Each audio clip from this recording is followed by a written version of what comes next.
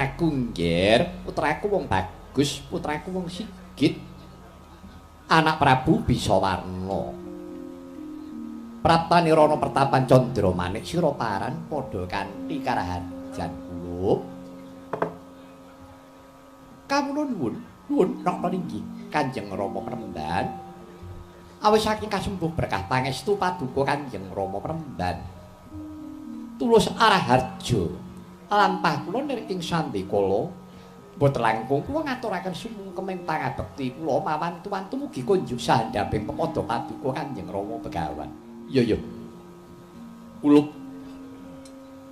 Bisawarna banget panarimaning pun bapa dene sira ngaturake pangabekti. Sakwuse jeneng sira lungguh ingkang prayoga nggih Bisawarna marmane pun bapa mawan tuwantu nimbali kelawan jeneng sira. Pun bapa utusan kelawan cantrik maringake nawala marang jeneng sira anak Prabu. Iki ana bab-bab wigati ingkang nedya sundhawake kelawan jeneng sira kula. Mekaten Kanjeng Rama. Iya nggih. Nggih. Menawi ketila mekaten Rama, prayogi tumunten paringa dawuh. Sampun ngantos mawi wigih haringa. Menapa ingkang paduka dawuhaken lan paduka kersakaken kula namung ngendikani dawuh paduka Kanjeng Rama Premban. Mengkene kula. Ya mung sadurunge pun bapa walaka marang jeneng sira. Jeneng sira aja kaget. Aja gugup, aja gragapan rasane sira. Mbok menawa yen to lagi sepisan iki pun bapa paring dawuh kelawan jeneng sira. Mekaten Kanjeng Rama. Iya. Nyun pangapunten bab perkawis menapa Rama? Tingalipun kok wigatos sanget. Ya, pancen wigati nggih. Wuruhanira kula. Ibarate wong lumaku kaya wis pantok tumeka nggoning prastya lire. Pun bapa wis tutuk tuntas nggone ingsun nindakake jejibahan. Ana Madyapada iki, nggih. Bisawarna pun bapa kaya wis antuk pralampita, antuk sasmita timbalaning Gusti. Kalamunta dina iki pun bapa kudu bali marang alam kamuksan. Sira kulup aja kaget lan sira aja gegetun marang pun bapa nggonku bali marang luka baka ya nggih. Aduh Kanjeng Rama Premban jimat sesembahan kula Rama pepunden kula. Menawi paduka Kanjeng Rama murut ing kasidan jati. Ing mangka nyatanipun dereng dangu anggen kula jumeneng Narendra wonten negari Singgelapura lajeng sinten Rama ingkang badhe ngayomi dumateng gesang kula Rama. Bisawarna. Sira aja tawang-tawang tangis. Ibarate menungsa iku mau kaya dening tetanduran. Tetanduran kang tinandur dening Gusti kang akarya jagat. Ing wancine tanduran mau nedya den undhuh lawan ingkang nandur tanduran mau ora bisa apa-apa. Kari pasrah marang panguwasane Gusti kang akarya jagat tanpa beda kaya jeneng sira kulup ing besuke uga mengkono. Mekaten Kanjeng Rama. Iya. Wis aja kaget. Lan manehi jeneng sira iku mau wis kelakon jumeneng Narendra. Ana negara Singgelapura welinge pun bapa wanti-wanti marang jeneng sira kulup. Bisawarna jeneng sira iku mau jumeneng ratu, ku mau dudu ratuning kulawarga, dudu ratuning sedulur, nanging kowe kuwi dadi ratuning bangsa. Bangsa ngendi? Ya bangsa Singgelapura kabeh. Ayamana kanthi adhedhasar kawicaksanan lan lambarana katresnan. Dudu tresnane lanang wadon nanging tresnane wong bebrayan. Kuwi Bisawarna. karamunta sira bisa nindakake apa kang wis dak dawuhake. Tak kira bakal ayem tentrem negaramu nadyan ta ora tinengganan kawan ingkang Bapa Begawan Untawibisana. Lamun jeneng sira tulus jroning atimu nggone Rama mong sagunging para kawula dasih. Bakal antuk kanugrahan. Kanugrahan apa? Ya ayem tentrem kang tinemu prajamu ing Singgelapura. Pajar semanah kula badya kados pundi kemawon sedaya titah menika namung sakdemiang nglampahi Rama. Nah, kene sira kula wis mangerteni. Wis dina iki tumuli ngabarya marang prajanira Singgelapura. Adungakno bae. Nggone pun Bapa Baryana ngersani Gusti kang akarya jagat pinaringan marga kang padhang. Labuh labete pun Bapa Namadyapada iki nadyan pun Bapa wis ora ana. Isih dieling-eling lawan para kawula dasih yen perlu bakal diterusake marang para kawula dasih. Lah ya kuwi kang sinebut ninggal amal saleh kang murakapi marang bebrayan. Ngaten Dewaji. Iya. Inggih Rama, nenten kula mekaten ngestakaken dawuh paduka. Kanjeng Rama Premban malah ingkang putra daya-daya nyuwun pamit wangsul dumateng Singgelapura. Wis nggih, aja wara-wara marang para kawula. Sing ngerti mung sira pribadi. Oh niki Rama. Sembah kula ing gumiling dumateng paduka Kanjeng Rama kondur mring loka baka Rama.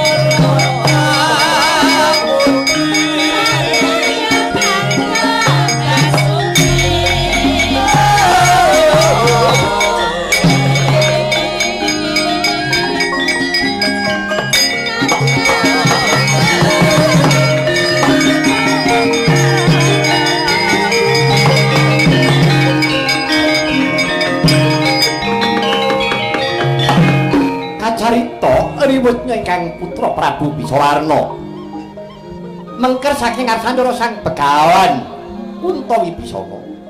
Ing mangke Sang Begawan sigra miwiti dene romansah semedi maladining kawistara yen to sedakep sarupa tunggal surupa nutupi baban awa sanga ngeningaken Pancandriya. Pancalima-driya pengangen-angen ambirat hawa nafsu bayu patang perkara mung sajuga ingkang sinidhikara. Andeng pucaking grana anut marang giyonganing kayun kayuyun angayati ayahaning Parotama. Kaya mati jeneng urip, urip jroning pati liyep, layaping aluyut pindha pecating supena. Sumu-suping rasa jati. Jati-jatine Sang Untawibisana ngatas marang dewane ciptaning driya nedya ngipataken nafsu sekawan ingkang mapan wonten sariranira Sang Gunawanibisana. Riwuca mangkono sigra ana cahya sekawan awujud arah seksa medal saking angganira Sang Gunawan Untawibisana.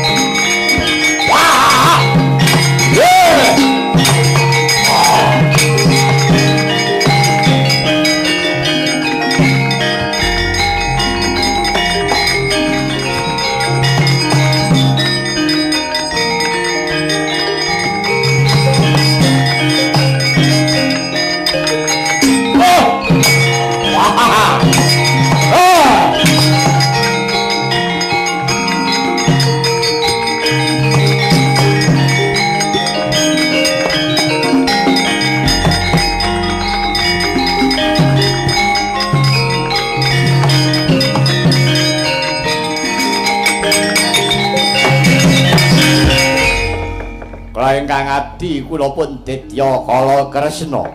Kula Kala Reta, kula Kala Pita, kula Kala Seta Penemban. Aduh, lepat kula menapa Penemban.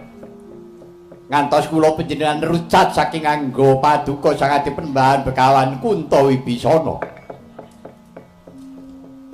Kadangku Caturwara. Ya sedulurku papat. Kang sinebut Tuwa Mahamarah Supiyah lan Moinah ingkang minangka dadi pirantining uripku jroning aku nindakake dharma Madyapada.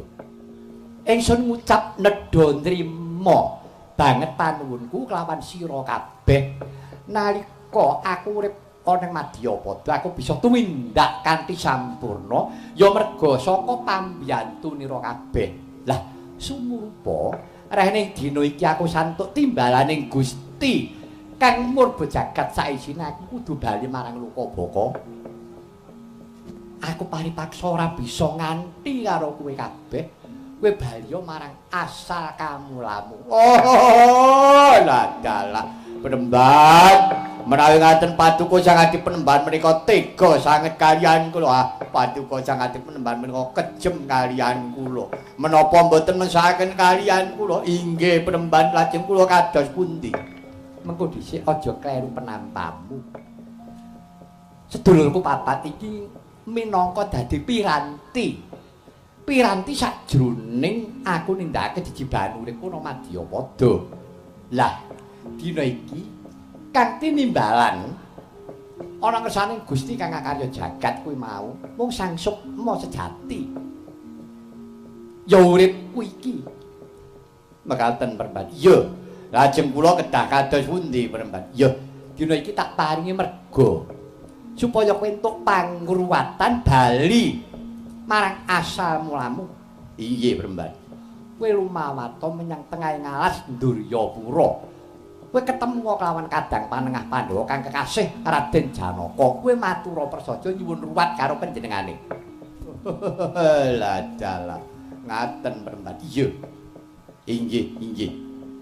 Wis piye reka dayamu supaya Raden Arjuna bisa ngruwat karo kowe kabeh kadang-kadangku catur prakara mau. Inggih, inggih. Badhe kula seraken dawuh paduka Sang Adi Penemban menawi tetela mekaten kula nyuwun pamit, kula nyuwun pangestu, kula pidhah dinten mriku nyuwun pangestu. Ya, sing ati-ati kabeh kadangku petang perkara.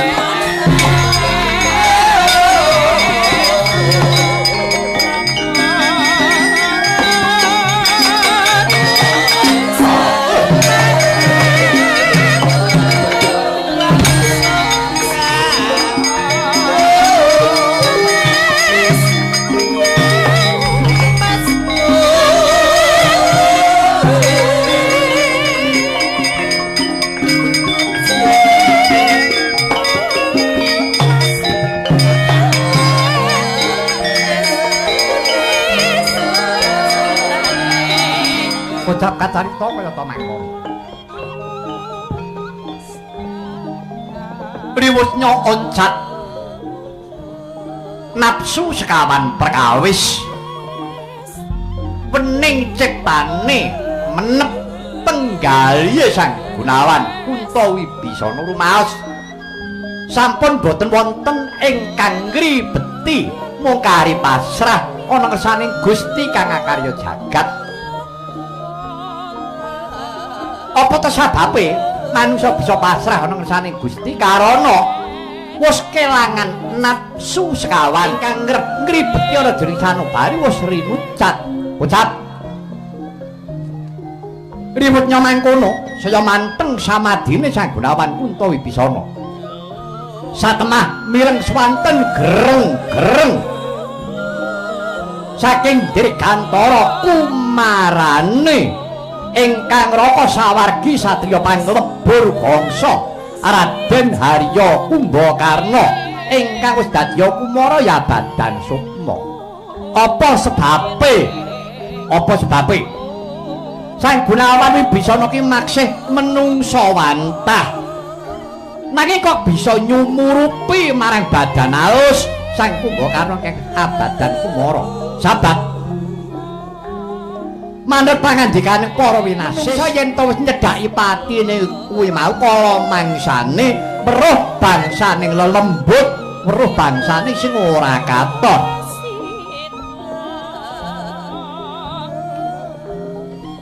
Samono riwutnya tiniling ngaken karnanira Sang Gunawan Wibisana wis datan pangling kalamunta punika swantenira ingkang arapa Sang Kumbakarna. Gunawan aja kaget pun kakang Kang Prapta Gunawan.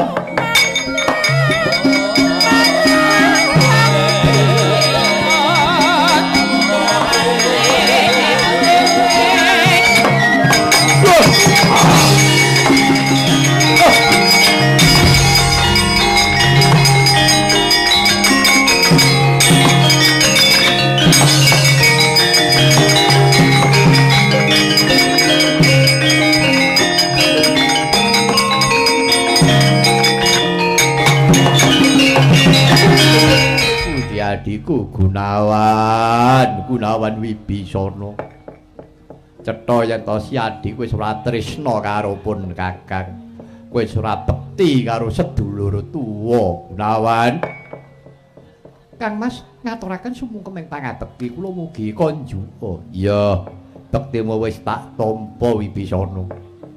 Pangestuku tampanana ya Di. Kapundi paring pangestu paduka Kang Mas saengga jejimat paripih. Piye Gunawan? Rumangsaku mbiyen kowe mau ya wis tak ati-ati nggonku maju perang gegere negara Ngalengka. Aku iki gelem perang ora mbelani kamurkane Kakang Dasamuka, nanging sing tak belani wutah getihku negara Ngalengka. Nanging sabab apa bareng aku temekaning pati malah kelambrangan kaya mengkene iki piye Di? Paribasan aku iki sukma mung kabuncang maruta eneng angin ngalor aku katut ngalor ngidul katut ngidul. Oh Gunawan, kowe mbiyen arep swita karo Prabu Rama wae tak eloni kowe ora gelem. Nyatane kowe entuk kamukten aku sing kedarang-darang sakyaene. Piye aku iki Gunawan?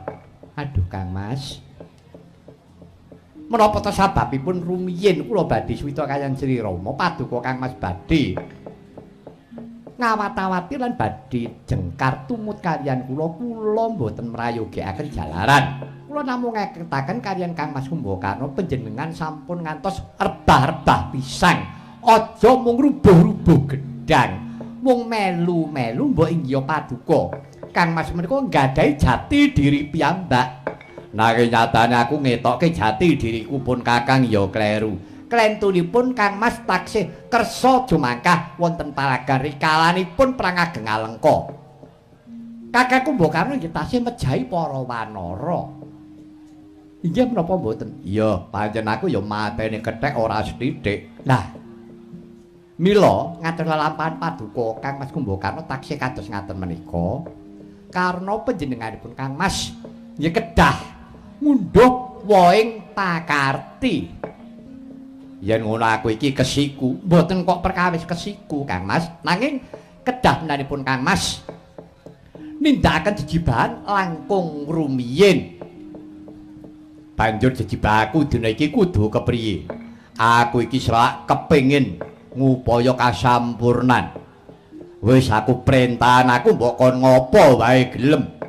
Oh nggih. Ngaten Kang Mas.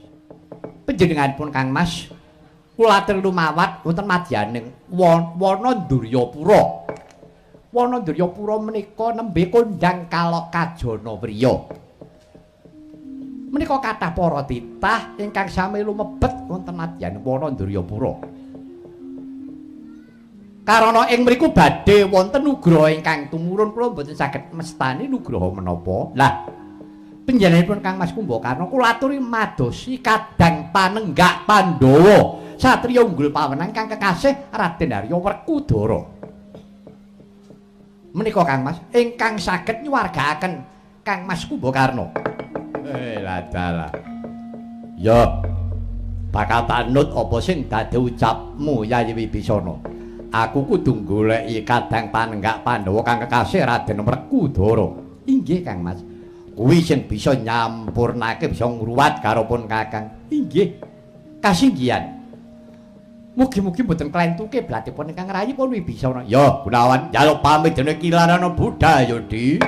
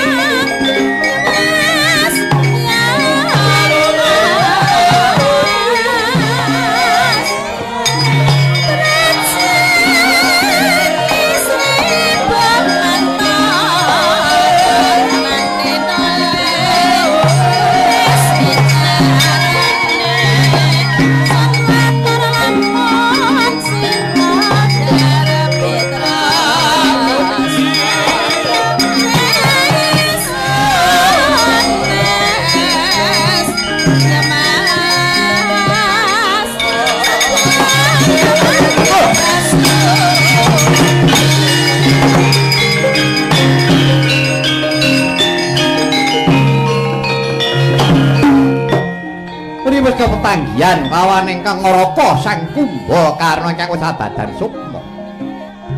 Ing cipta Daya minggah ing tepet suci. Nanging taksih mangu-mangu raos sing penggalih. Gunawan Wibisana kaya wonten ingkang ngawrat-awrati sesanggen. Kados wonten pakaryan ingkang dereng paripurna. Sakala sigra mesat ing dirgantara Sang Gunawan.